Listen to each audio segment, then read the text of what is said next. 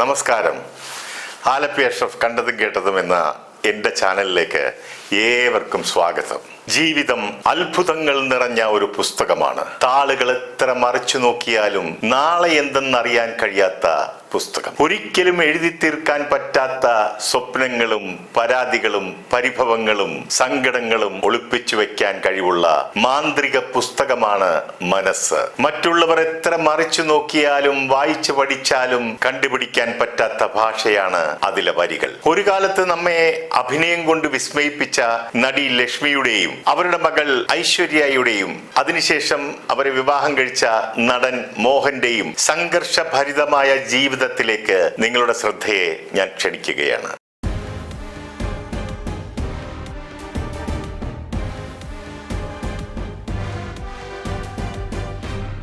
ലക്ഷ്മി, മോഹൻ, ഐശ്വര്യ, ഇവരെ മൂന്നുപേരെയും മലയാളികൾക്ക് ഇന്നും സുപരിചിതമാണ്. ലക്ഷ്മി മലയാളത്തിൽ പ്രേം നസീർ, മോഹൻലാൽ തുടങ്ങി ഒട്ടുമിക്ക നടന്മാരുടെ കൂടെയും അഭിനയിച്ചിട്ടുള്ളതായി നമുക്ക് അറിയാവുന്നതല്ലേ. ലക്ഷ്മി നായികയായി അഭിനയിച്ച ചട്ടക്കാരി എന്ന സിനിമ സൂപ്പർ ഡൂപ്പർ ഹിറ്റായിരുന്നു. അത് ഇന്ത്യയിലെ ഒട്ടുമിക്ക ഭാഷകളിലേക്കും റീമേക്ക് ചെയ്തിട്ടുമുണ്ട്. ഈ ചിത്രം ഹിന്ദിയിൽ ജൂലി എന്ന പേരിൽ റീമേക്ക് ചെയ്തപ്പോൾ അതിലെ നായികയും ലക്ഷ്മി തന്നെയായിരുന്നു. ആ ചിത്രം ഒരു സൂപ്പർ ഡൂപ്പർ ഹിറ്റുമായിരുന്നു. അങ്ങനെ ഹിന്ദി, തമിഴ്, തെലുങ്ക്, കന്നഡ തുടങ്ങിയ ഭാഷകളിൽ 100 കണക്കിന് ചിത്രങ്ങളിൽ അവർ അഭിനയിച്ചിട്ടുമുണ്ട്. ഇനി മോഹന്റെ കാര്യമെടുത്താൽ അദ്ദേഹം ഫിലിം ഇൻസ്റ്റിറ്റ്യൂട്ടിൽ നിന്നും അഭിനയം പഠിച്ചിറങ്ങിയ ഒരു നടനാണ്. നിരവധി മലയാള സിനിമകളിൽ അദ്ദേഹം നായകനായി അഭിനയിച്ചിട്ടുമുണ്ട്. മോഹൻ നായകനായി അഭിനയിച്ച ചട്ടക്കാരി, നെല്ല്, കായലും കയറും ഇതൊക്കെ ഏറെ ശ്രദ്ധിക്കപ്പെട്ട ചിത്രങ്ങളാണ്. ഐശ്വര്യ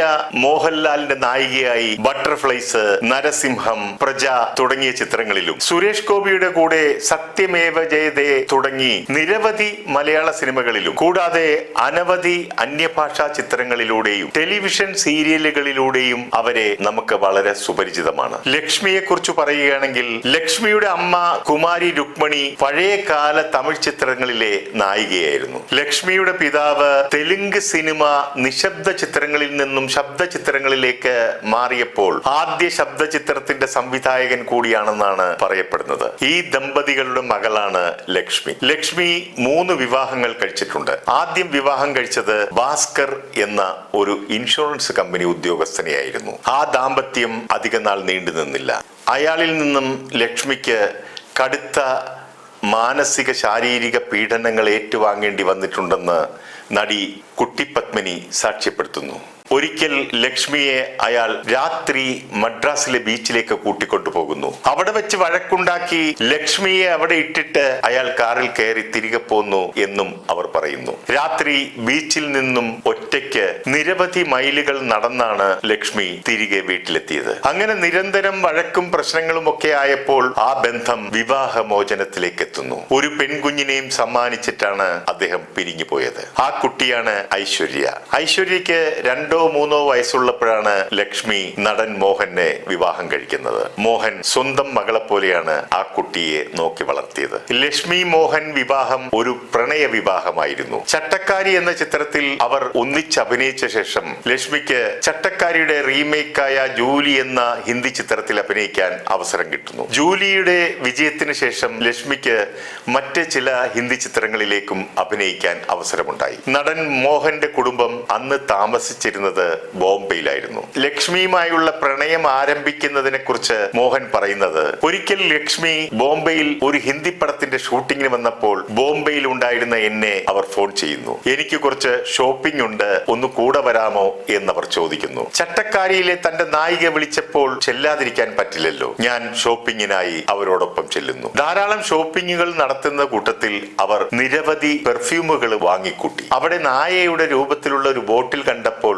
മോഹൻ എടുത്തു നോക്കുന്നു. അതിനുള്ളിൽ ആഫ്റ്റർ ഷേവ് ലോഷൻ ആയിരുന്നു. മോഹൻ അതെടുത്ത് നോക്കിയിട്ട് അതിന്റെ വില ചോദിക്കുന്നു. വില കേട്ട മോഹൻ അത് വാങ്ങാതെ തിരികെ വെക്കുന്നു. ഷോപ്പിംഗ് കഴിഞ്ഞ് അവർ ഭക്ഷണവും കഴിച്ച് സന്തോഷത്തോടെ ഹോട്ടലിലെത്തുന്നു. മോഹൻ തിരിച്ച് വീട്ടിലേക്ക് പോകാൻ നേരത്ത് അവർ ഒരു ഗിഫ്റ്റായി ഒരു പൊതി മോഹന് കൊടുക്കും. മോഹൻ അവിടെ വെച്ച് തന്നെ ആ പൊതിയഴിച്ച് നോക്കുമ്പോൾ കാണുന്നത് താൻ വില ചോദിച്ചിട്ട് വാങ്ങാതെ അവിടെ വെച്ച അതേ നായയുടെ രൂപമുള്ള ബോട്ടിൽ. ആ നായ രൂപത്തിലുള്ള ബോട്ടിലേക്ക് കൈ ചൂണ്ടിക്കൊണ്ട് ലക്ഷ്മി പറയുന്നു, എന്നെ നിങ്ങളുടെ ജീവിതത്തിലേക്ക് കൂട്ടിയാൽ ഞാൻ അതുപോലെ ജീവിച്ചു കൊള്ളാമെന്ന്. ലക്ഷ്മിയുടെ വാക്കുകൾ മോഹന് ഷോക്കായിരുന്നു. മോഹൻ പറയുന്നു, അന്ന് രാത്രി തനിക്ക് ഒരു പോള കണ്ണടയ്ക്കാൻ സാധിച്ചില്ല എന്ന്. ഒരു ഓർത്തഡോക്സ് ബ്രാഹ്മിൺ ഫാമിലിയിലെ അവിവാഹിതനായ തന്നോട് വിവാഹമോചിതയായ ഒരു പെൺകുട്ടിയുടെ മാതാവ് തന്നോട് നടത്തിയ വിവാഹ അഭ്യർത്ഥന തന്റെ മനസ്സിനെ വല്ലാതെ ഉലച്ചു. രാവിലെ മോഹൻ ലക്ഷ്മിയെ ഫോൺ ചെയ്യുന്നു, എനിക്ക് ഉടനെ തന്നെ കാണണമെന്ന്. ഹോട്ടലിലേക്ക് വരാൻ ലക്ഷ്മി ക്ഷണിക്കുന്നു. റൂമിൽ ചെല്ലുമ്പോൾ അറിയുന്നു